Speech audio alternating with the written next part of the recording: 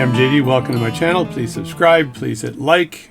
Please pass the subscribes and the likes to other people so I can get more views on my video. Why? I don't know why. Couldn't tell you.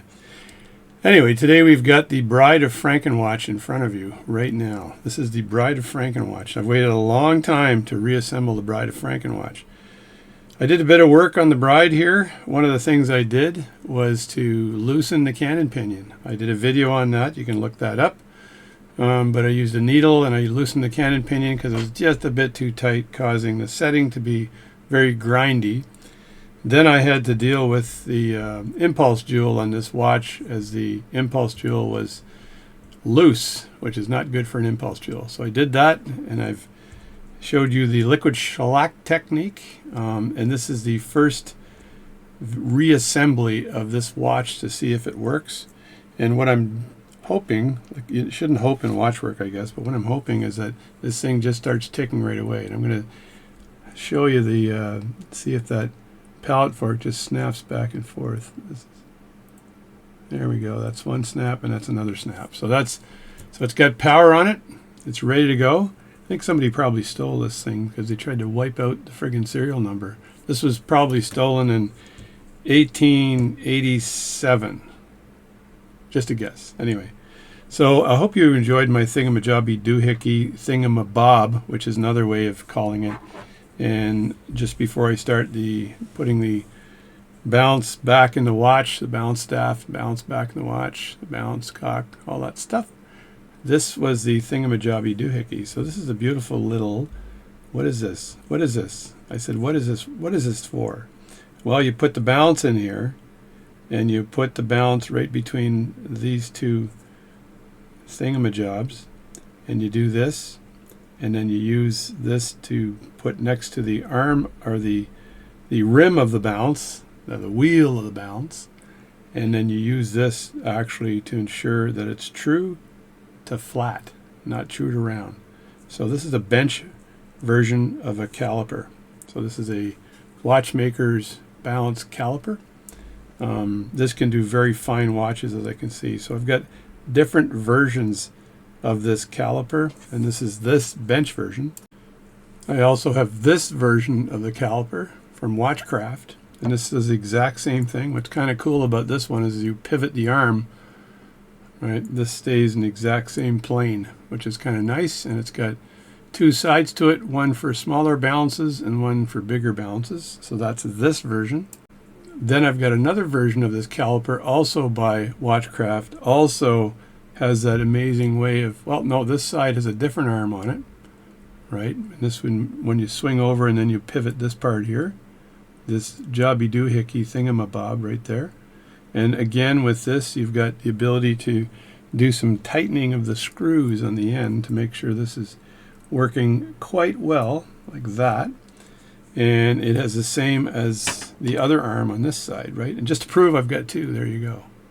Just in case you didn't believe me. Obviously, this one was missing the second piece, so had to get another one. Had to get another one. And then the third one is this one right here. So this one's kind of an oddball, but kind of cool. So this one here you hold in your hand like that, maybe the other hand, and you push down like this, and it's got a kind of a plunger thing to hold on to the movement. So what my recommendation, though, before you do that, is to size it properly, loosen that up, size it so it's generally the right size, tighten it, and then you can use the lever arm there to lower it onto the balance staff and the pivot on the end. So once you've lowered it on, you can then tighten this here so it doesn't move. Or you can lower it until it's in there nicely and then tighten it. So you don't necessarily have to have this thing all the way down to where it would go, because it's spring loaded. So it's spring loaded. This one's kind of cool. This one's cool only because you get to do it in one hand and hold it like that so it doesn't slip out of the way. And I don't know who makes this one. I'm looking around and trying to see if I can see any markings, and it doesn't look like there's any markings on this one. This is not a caliper. So what I like about this one, I think, is the stability of this, because before I would have to take my bench clamp and then clamp the other calipers in. This one is an H&R, and it's pretty good. It's very flexible and it's very accurate, and you know, you don't have to hold it or have it in a clamp or anything. So that's the summary of what you saw before. Usually I called it, what is this tool and how is it used? Well, we all know how this is used if you're into watchmaking. So let's go with the trial, or the put the Frankenwatch together, and see if it actually works. So I haven't done this yet. I'm doing it live. I could be really disappointed or really happy. One or the other. Stay tuned. Live. So I have the balance right here sitting on the balance tack, all ready to be installed. And when you install it, you have to make sure that the balance, that the pallet fork, I'm not sure if it's called a pallet fork when it doesn't look like a fork, right? These ones here are straight. So you got to make sure it's on the correct side, so that as the jewel comes in, it enters the fork. So you've got to have it, and you're rotating that around. That's how that works. All right, it's time for some draw rings. Draw rings. So here's the watch movement up close. Okay, so here's the hole. Here's the hole in the top of the full plate movement, like that. And then you've got the plate. So the watch is way over here like that. So that's the watch, right? And then you've got the balance, which should go, the balance cock should go kind of right here, and then right over the top of this, right? So I'm just going to do this because this is where you've got this balance, right? So now you've got the pallet fork underneath, and I'm just going to draw it like a fork, okay? So there's the pallet fork underneath, like that.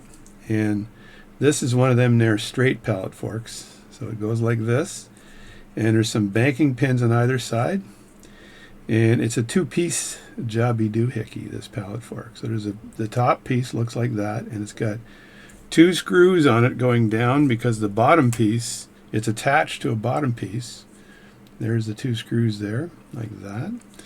And then there's a whole bunch of stuff going on. So there's the jewels that are on this thing too. So let's just draw jewel 1 and jewel 2.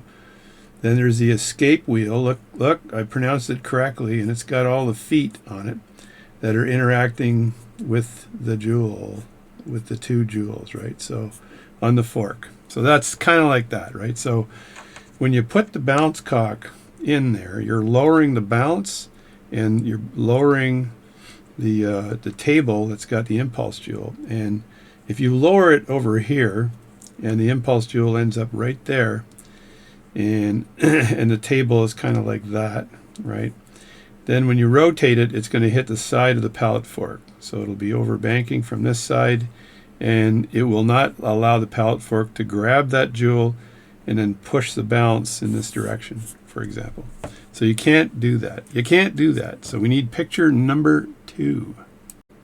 So what we want is for the pallet fork to be on one side or the other, and then you take your balance, and this is your balance cock here, and your balance would be, the impulse jewel might be, you go down, the impulse jewel might be over here, and it's going to slide into the mouth of the pallet fork right there, right? So, oh, time to switch pens. It's going to slide into the mouth of the pallet fork. As you rotate the balance cock that's got the balance and the roller table that this impulse jewel is installed on. So the roller table is kind of in here, like that, over the top, and then your balance cock is kind of looking like this, at this kind of an angle, and it kind of covers all of this, right? So you've got it like that, and you're going to have it like this, and you're going to rotate it in this direction, which rotates this part in this direction, which allows that jewel to enter the mouth of the pallet fork. Now, you guys can correct me if I'm right or wrong, but I'm calling it a pallet fork, and maybe because this is the fork part, but your atypical balance pallet fork kind of looks like that with the jewels on the end like this. So this thing is a straight 18. This watch I was working on was from 1886, where they had the straight. They hadn't invented this pallet fork yet. They had a straight pallet fork, and it would snap back and forth. It would pivot in the center. The actual shaft and pivot would be right here, and a pivot at this point, and it would go clockwise and counterclockwise this way, right? And hit the banking pins. Adjusting the banking pins, by the way, is a whole other talent. I've done that before. It's tricky, but it kind of, if your balance pins are off, it does affect the amplitude of the watch. And I found, and you've got to have the banking pins so that the actual jewels that are part of the pallet fork release from the escape wheel at the right time. Catch and release from the escape wheel at the right time. So anyway, that's a whole other video, but this is kind of a messy diagram, but you're going to see me take the balance cock and hold it with my tweezers at this angle, make sure the pallet fork is on left or right side. If it's up like that, I want to do this and rotate it kind of like that into place. So let's have a look at that. I always find this job to be a hairy job. It's not that difficult to do this, but you got to pay attention, right? So you want to lower the balance in here, and you want to make sure the jewel is catching the opening there. As you rotate it in, you'll see me rotate it towards the this plate here, which is holding the mainspring in. I'll rotate it in, and with any luck, the balance actually starts to spin. What you want to make sure, though, is that the upper and lower pivots are in the jewel holes. If the upper pivot, for example, is not in a jewel hole, and you lower it and then you tighten it, you'll break the pivot. So you want to make sure the watch is actually operating. So once it's operating, your chances of it being the pivot hole are almost 100%. So you got to do this. So here I am here. So, and I know the jewel in this case is on this side, right? And it's at the jewel is in the center of the 180-degree arc.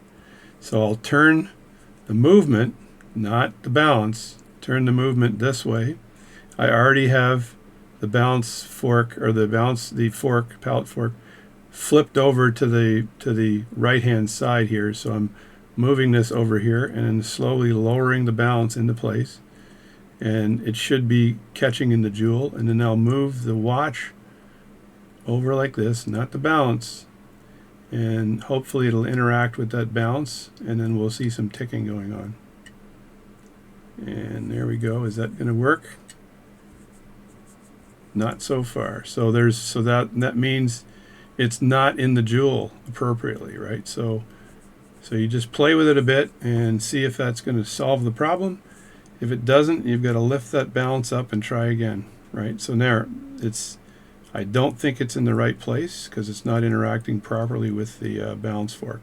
Or there's a problem with that roller table and that pallet and that impulse jewel. So I'm listening to it right now.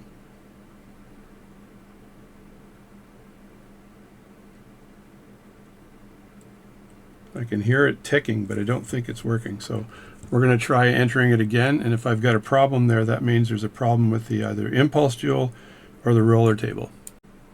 So now I'm going to try this again and see if that's going to work. And if that's an issue the second time, then I've got to actually do an assessment of that actual impulse jewel to make sure it's fitting into the mouth of that pallet fork properly. So I'll do the exact same thing and move it over. If it's not fitting appropriately, then I could have another sizing issue with that particular jewel, so which might be the problem, right? So the jewel should be on the correct side.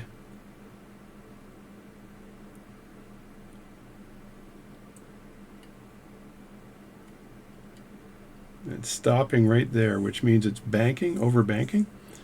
So what I'm going to do this time is try to enter it from the other side. So here, once again, I'll lift up the actual fork, and I see that the actual pallet fork is on the other side, so I've got the balance cock in my hand, and I'm lowering it again, and then I'm going to twist it in. I'm doing a lot of praying right now because usually it'll work. If it doesn't work this time, I'll just end the video, and you know what I'm trying to do, and we'll see if we can get this thing going again somehow. So I didn't think there would be a problem, by the way. I thought this would work perfectly, and it doesn't seem to, which is usually not a good thing.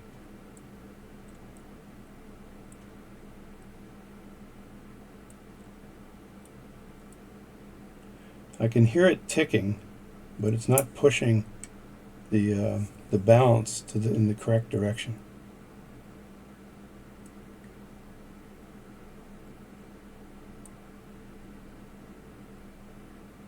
which means there could be a problem with the table itself.